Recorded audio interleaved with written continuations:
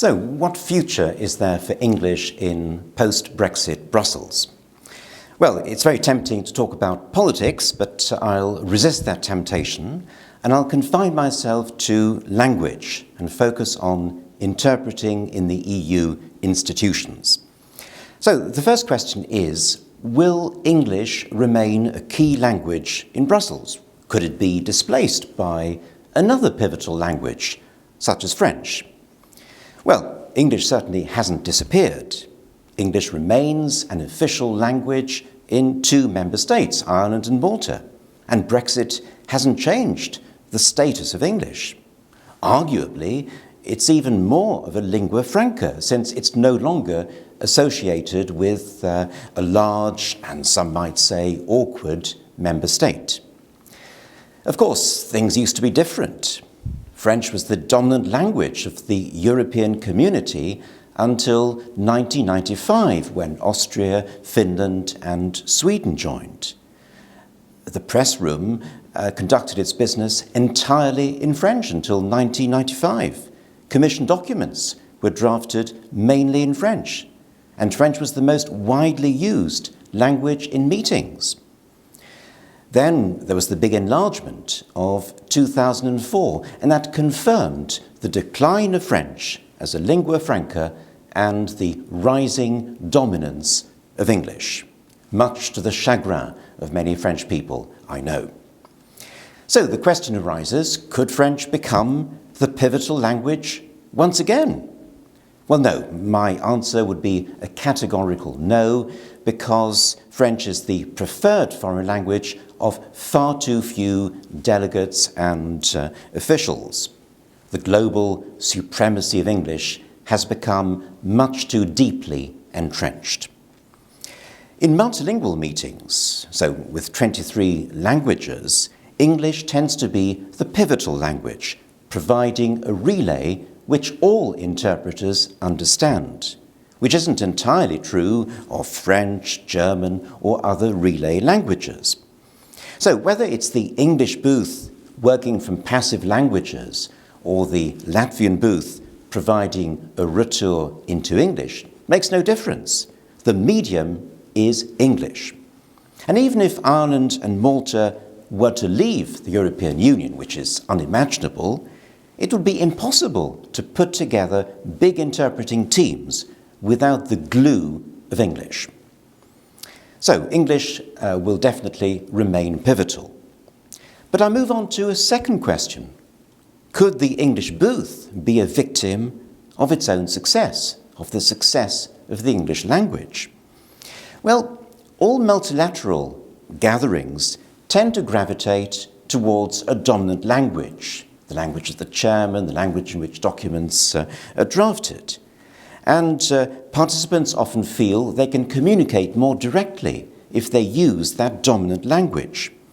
And if they're sufficiently fluent in English, well, multilingualism can become a mere facade, a crutch for the linguistically challenged. And a certain stigma may even be attached to the use of less prestigious languages. Now, if you are, say, a French finance minister, you may still speak French because French has some residual prestige. But I recall one such French finance minister, for whom I was working in consecutive, who felt the need to explain to his colleagues why he wasn't speaking English, why his English wasn't up to scratch. He told them that at school he'd done Italian and Russian instead of English. And certainly, my experience of meetings of finance ministers is that the meeting takes place almost entirely in English, with multilingualism on show for public sessions sometimes, or for occasional participants who find it more restful to listen to interpretation in their own language. So, what is clear is that we're on the way to the withering away of interpretation in such meetings. Now, some argue that we could see not just the withering away of interpretation per se, but of the English booth. We could move, these people say, towards a so-called hub and spoke system, as practiced in the heyday of the Soviet bloc. Now, you may recall that in those days, the Czechs interpreted into Russian and back into Czech, for example. Now, no English booth would be needed in such a hub-and-spoke system, since all other booths would provide a retour into English. Now, how likely is this? I'd say not very likely, although we are, of course, entirely dependent on retours from Latvian and Lithuanian. No one in SCIC interprets from Latvian or Lithuanian except for Latvians and Lithuanians.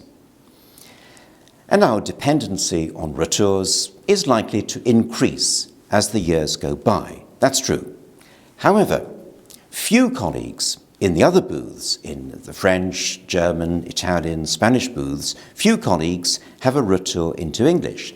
And so a hub-and-spoke system, if it were to be introduced, would require many years of investment.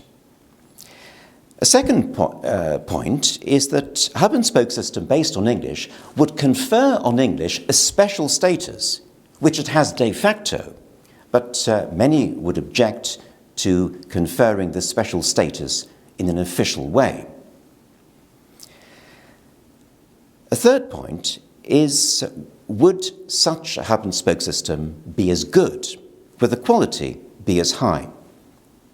I'd say probably not, because the quality of the interpretation into English would be more variable. It would be provided by 44 different interpreters in a 23 meeting. And moreover, interpreters are normally better working into their mother tongue. Now, that doesn't mean that the English booth's interpretation of Slovak is always going to be better than a Slovak retour. Certainly not. An excellent retour will produce better results than an imperfect grasp of a painfully acquired fifth language. Incidentally, Slovak is my fifth language, so perhaps I'm on shaky ground here. Anyway, other things being equal, which they rarely are, higher quality can be achieved if interpreters concentrate on working from their passive languages into their mother tongue. A final point about the hub-and-spoke system is about standard setting. If the English booth withers away, there is no gold standard any longer, and there are no native speakers to provide retour training and assess retours in tests. Let me now move on to a third question. What kind of English are we going to be using in Brussels? And what kind of a future is there for native speakers of English? Well, you may recall that Brexit was all about taking back control. I'm afraid that politics has crept in again. But it may be too late to take back control over the English language. Now, English may have ousted French as the dominant language in Brussels, yes, but it has in the process become contaminated by quite a few Gallicisms. The verb to foresee is vastly overused. People say the regulation foresees that instead of provides that. Or we have foreseen 5 meetings instead of scheduled. All this because of the influence of prévoir in French. And there's far too much respect all around us. Now, by all means, we should respect our father and mother and human rights. That's all very respectable. But we should observe speed limits and comply with legislation, whereas the French would say respecter in all these cases. And in the Commission today, everyone talks about training, going to trainings instead of training sessions or training courses.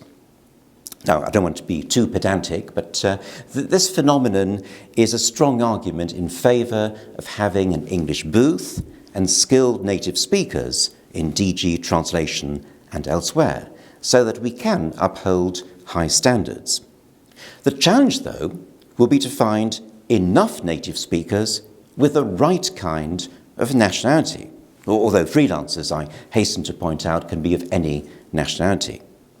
And more broadly, what will the impact of Brexit be on language teaching and language learning in the United Kingdom? Will young people in what is now a third country still be attracted to working in the European Union's institutions. Our pool of talent will shrink. It will shrink dramatically if language knowledge declines and a more insular outlook sets in. And yet, I remain convinced that the EU institutions will continue to need native speakers of English as interpreters, translators, editors, communicators in general. Once the current crisis is over, and it will be over one day, there are bright prospects for young Irish linguists, but we can't rely only on the Irish pool of talent. We shall need talent from the United Kingdom as freelancers or as members of staff if they have or acquire an EU nationality. I don't believe for one moment in the withering away of multilingualism, quite simply because language is so much part and parcel of national identity, and the European Union cannot afford to be remote, to be linguistically remote from its citizens. Thank you.